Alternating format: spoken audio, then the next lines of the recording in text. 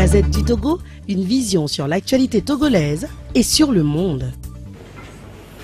Merci, chers collègues. Merci, chers collègues.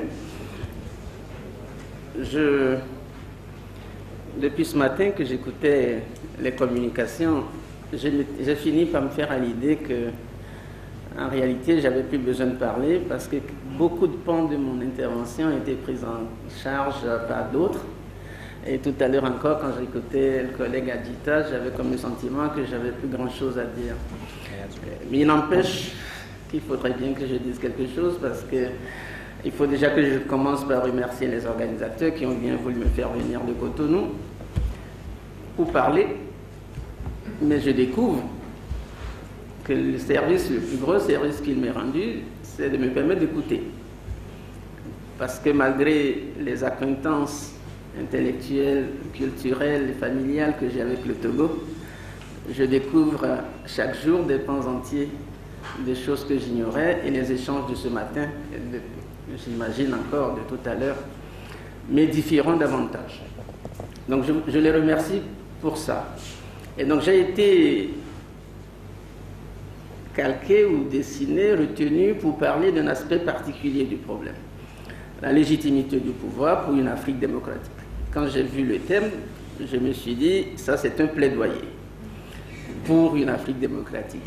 Pourquoi le besoin d'une légitimité pour une Afrique démocratique?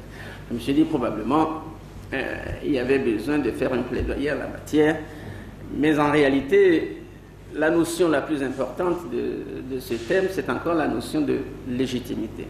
Et j'adhère entièrement à la définition qu'en donnait tout à l'heure le collègue Adjita, mais il y en a une autre, à partir de laquelle je vais partir, c'est la légitimité entendue comme l'élément qui constitue dans toutes les circonstances,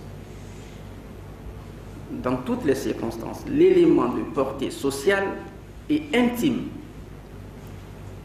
à la fois qui fait accepter volontairement par les gouvernés l'autorité des gouvernants. En fait, il y a une idée centrale dans la notion de légitimité, c'est l'acceptation de l'autorité de l'autre comme allant de soi. Autrement dit, à partir du moment où vous ne reconnaissez plus l'autorité de quelqu'un sur vous, ça veut dire que vous remettez en cause sa légitimité.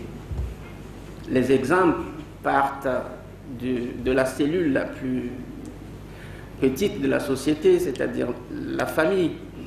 Les enfants, nos enfants reconnaissent notre autorité parce qu'ils savent que nous les protégeons.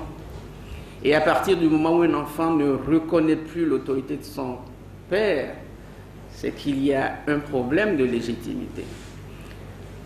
C'est cette acceptation de l'autorité d'autrui comme allant de soi qui est au cœur de la légitimité et par conséquent, si c'est valable pour la cellule familiale, ça l'est davantage encore pour la République, pour la société politique. Mais la question de légitimité est une notion qui a évolué dans l'histoire.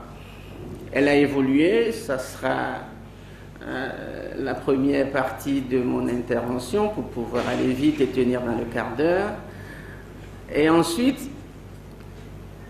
dans son évolution, il y a des gouvernants qui organisent délibérément, je dis bien délibérément, pour des raisons d'intérêt particulier, la résistance à cette légitimité. Et c'est l'organisation de cette résistance qui fera l'objet de la deuxième partie que j'essaierai de présenter très rapidement. Les réflexions sur l'origine du pouvoir politique ont d'abord été, grosso modo, l'affaire des chrétiens. Que ce soit saint Thomas d'Aquin, que ce soit Théodore de Bèze, que ce soit saint Augustin, qui avaient dans la Bible un élément, enfin des éléments suffisamment importants pour justifier l'origine du pouvoir politique.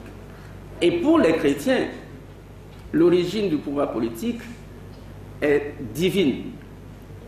Pour eux, c'est Dieu qui a voulu créer l'État pour assouvir ses desseins sur l'humanité. Ce faisant, l'origine de la légitimité à ce moment-là est transcendantale, elle est d'essence divine. Mais très rapidement, à cause des conséquences que cette théorie a pu entraîner, notamment la question de la déresponsabilisation des responsables, la question de l'institutionnalisation des inégalités sociales, très tôt, une deuxième approche a été élaborée, conçue, et qui est l'approche contractualiste. Pour les contractualistes, dont les principaux tenants sont Thomas Hobbes, John Locke et Jean-Jacques Rousseau, pour eux, il n'est juste pas possible d'imaginer que l'État puisse être une émanation de Dieu. Pour eux, l'État n'est rien d'autre qu'un contrat signé entre les individus, qui se scinde en deux catégories. D'un côté, les gouvernants et de l'autre, les gouvernés. Et au terme de ce contrat, les gouvernés accepteraient d'aliéner une partie de leur liberté, en contrepartie de quoi les gouvernants garantiraient leur sécurité individuelle et collective. C'est à partir de ce moment-là que la question de la sécurité a été logée au cœur de tout processus de construction d'un État. C'est aussi pour ça que l'on dit, que j'ai dit avec aisance, qu'un gouvernement ou des gouvernants qui, au lieu d'assurer la sécurité individuelle et collective, tuent leurs compatriotes, les gazent, les suppriment, ils perdent toute légitimité. La notion de légitimité, donc, revient à dire « je vous accorde mon adhésion, j'accepte votre autorité à une seule condition, c'est qu'en retour, j'ai le sentiment, peut-être à tort, mais j'ai le sentiment que vous travaillez à garantir ma sécurité individuelle. » À partir du moment où ce lien est coupé, la logique de la légitimité disparaît. Et ça, c'est la première étape. C'est ce que la doctrine allemande a appelé à l'époque l'état de police. On considère que finalement l'État n'est là que pour garantir la sécurité. Mais là encore, la nuance, c'est que la sécurité ne serait que physique. Il faut assurer la sécurité physique des citoyens. Mais évidemment, on ne pouvait pas se satisfaire de ça trop longtemps, mais encore que c'était quand même un fondement, c'était un socle. L'évolution a commencé à partir de 1789 avec la Déclaration universelle, même si historiquement il y aurait des sources de déclarations africaines dont on ne fait pas souvent la publicité. Il n'en demeure pas moins que pour les besoins de l'analyse, on s'accroche bon an mal an à 1789 parce que ce fut le test dont la communication a été assurée très rapidement et dans de bonnes conditions. À partir de 1789, un long chemin a commencé, une longue évolution. Est-ce que l'État devrait se satisfaire seulement d'assurer la sécurité physique de ses concitoyens? La réponse a commencé par être non, et progressivement, on est arrivé dans un événement majeur qui a donné un coup d'accélérateur à la réflexion. C'était la Deuxième Guerre mondiale, donc seulement depuis 1945. À cette occasion, au cours de la guerre, il y a eu deux événements contradictoires qui ont permis la dernière évolution de la notion de légitimité. Le premier événement, c'est l'arrivée en Allemagne de Hitler. Il est arrivé par les élections. Mais malgré le fait qu'il est arrivé par les élections, il a transformé l'Allemagne démocratique en Allemagne nazie, dont tout le monde connaît les conséquences. La première étant l'oppression des opposants, la deuxième étant la Shoah, la troisième étant ni plus ni moins la Deuxième Guerre mondiale.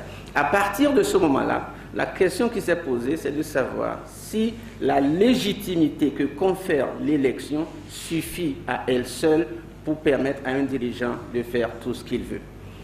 Et c'est là où le deuxième événement qui arrive pour basculer ces tendances à la réflexion. C'est l'apparition en France de quelqu'un qu'on a appelé le général de Gaulle. Voilà quelqu'un qui apparaît alors que la France venait d'être envahie, que le maréchal Pétain fait allégeance à l'Allemagne nazie, et lui il dit non, c'est vrai que Vichy incarne la légalité, mais moi, avec la résistance et la France libre, j'incarne la légitimité. Et comme par hasard, l'histoire lui a donné raison. Parce que jusqu'à aujourd'hui, la responsabilité de l'État de Vichy continue d'être payée par la France et la légitimité de De Gaulle a été reconnue. C'est là qu'on est arrivé à la deuxième dimension de la légitimité. On est parti d'une légitimité faite de préoccupations essentiellement sécuritaires à ce qu'on appelle désormais la légitimité démocratique qui a deux piliers. Le premier, bien évidemment, la légitimité des gouvernants. Ça a été tout le contenu de la communication du collègue Adjita. Mais le deuxième, c'est l'obligation pour l'État de respecter la loi. C'est ce qu'on appelle le principe de la légalité des actes de l'État. Autant dans l'État de police, le droit s'applique aux citoyens, autant dans l'État de droit qui est consubstantiel à cette évolution, le droit s'applique non seulement aux citoyens, mais il s'applique également au gouvernement. Donc ce sont les deux éléments constitutifs hérités des derniers événements de la Deuxième Guerre mondiale qui font aujourd'hui ce qu'on appelle la substance de la légitimité démocratique.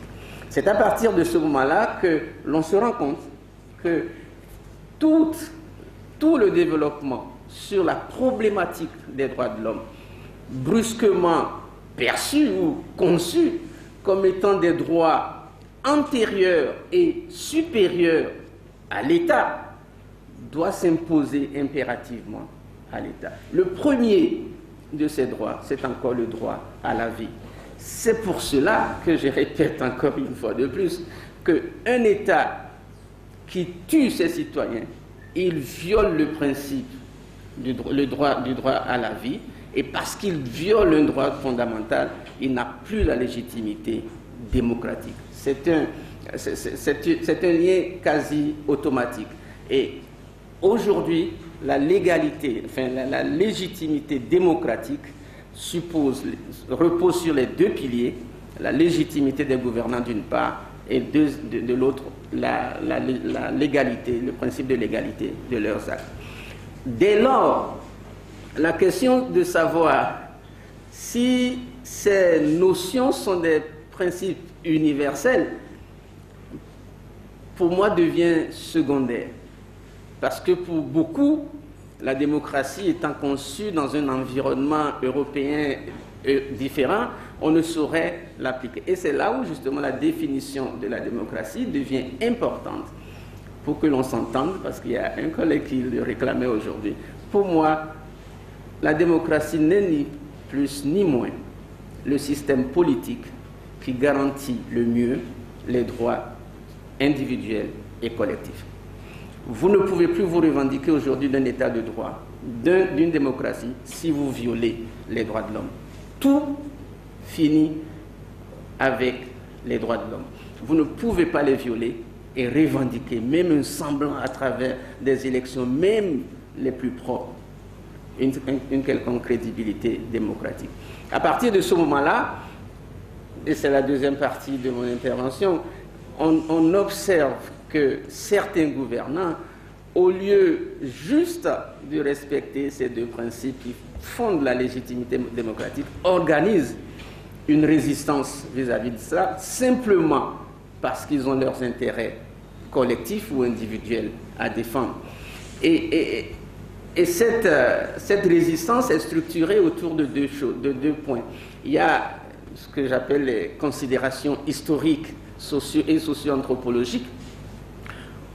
On a eu depuis le début des années 90 un discours justement qui remet en cause le principe de l'universalité de la démocratie.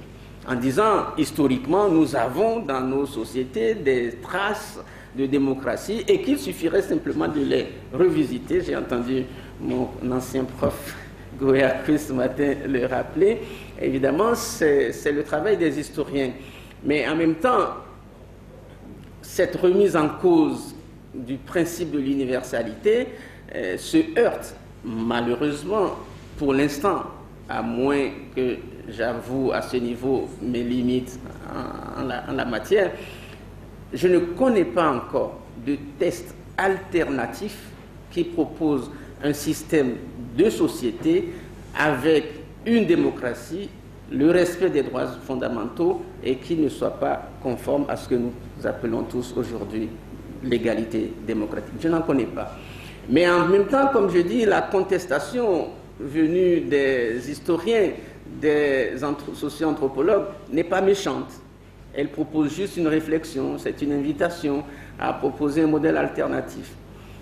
Mais la deuxième résistance intellectuelle, qui est beaucoup plus violente et beaucoup plus radicale, c'est ce que j'appelle le néo-développementalisme versus Afrique.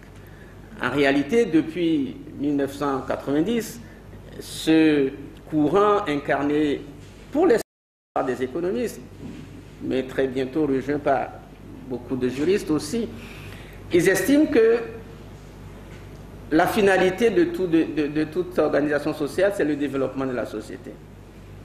Et que le développement, on peut très bien y travailler en faisant abstraction du pilier démocratique. Et cet exemple est très bien incarné par la Chine. C'est un vieux débat, je le confesse. Depuis les années 50, on a connu le développementalisme. Il a été appliqué en Amérique latine avec plus ou moins succès, un peu aussi en Afrique, dans certains pays, en Égypte à l'époque. Mais fondamentalement, le néo-développementalisme tel qu'il se développe aujourd'hui consiste à dire que les Africains ont besoin en priorité d'une chose et d'une seule, c'est le développement. Ils ont besoin de manger, ils ont besoin de boire. Ils n'ont pas besoin de voter, ils n'ont pas besoin de droits civils ni politiques. Voilà, fondamentalement. Et en conséquence, il faut aller vers un néo-développementalisme, les priver de la démocratie, mettre une parenthèse dans le processus démocratique, construire le développement et après seulement on reviendra. Cet exemple chinois fait beaucoup d'écoles aujourd'hui. On a en Afrique, plus près de nous, l'exemple du Rwanda. Le Rwanda est entièrement dans ce cadre et quand j'ai entendu certains ce matin parler du Rwanda comme un pays démocratique, ça m'a dressé les petits cheveux que j'ai, mais enfin, j'espère bien que c'est un blaguant qui le disait. Bien.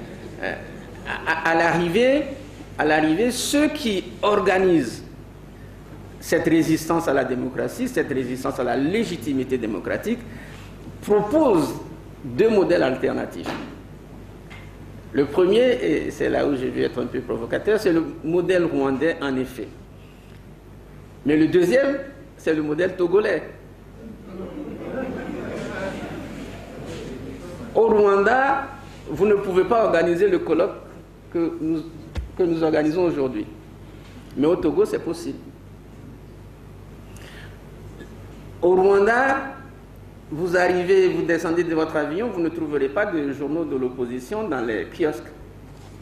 Mais vous arrivez à Lomé, vous avez le sentiment qu'il y a une liberté absolue de parole avec une pluralité d'opinion extraordinaire. Vous arrivez au Rwanda, vous n'avez pas le droit de dire certaines choses, mais au Togo, vous pouvez les dire. Donc, il y a une espèce de modèle alternatif que le Togo propose et qui fait vraiment école en Afrique. Je pense notamment au Gabon, au Congo, je pense à l'Ouganda, je pense à ces pays, mais qui se souviennent que, voilà, il y a un modèle quelque part au Togo qu'on peut copier. Mais, et c'est sur ça que je vais finir, ce qui est plutôt rassurant, c'est les contestations violentes du peuple togolais depuis bientôt 30 ans et qui ont repris de plus belle depuis le mois d'août dernier. Ces contestations montrent, à n'en plus douter, que même si c'est un modèle que certains ont voulu vendre, les peuples qui sont les premiers concernés ne se sentent pas concernés par ce peuple et par cet exemple-là et souhaiteraient justement qu'on aille à un autre modèle. Et c'est peut-être là, justement, dans cette contestation, qu'il y a les sources d'espoir. Les sources d'espoir d'aller vers plus de démocratie dans toute l'Afrique, y compris au Togo. Comme disait Kamana ce matin, c'est une question de temps. Je vous remercie.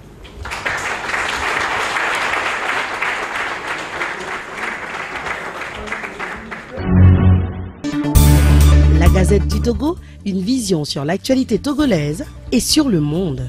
Rejoignez-nous sur le www.lagazettedutogo.com ou sur nos comptes Facebook, Twitter et YouTube. Pour tout contact, écrivez à contact@lagazettedutogo.com ou appelez le 92 80 88 53. La Gazette du Togo, c'est l'information en continu.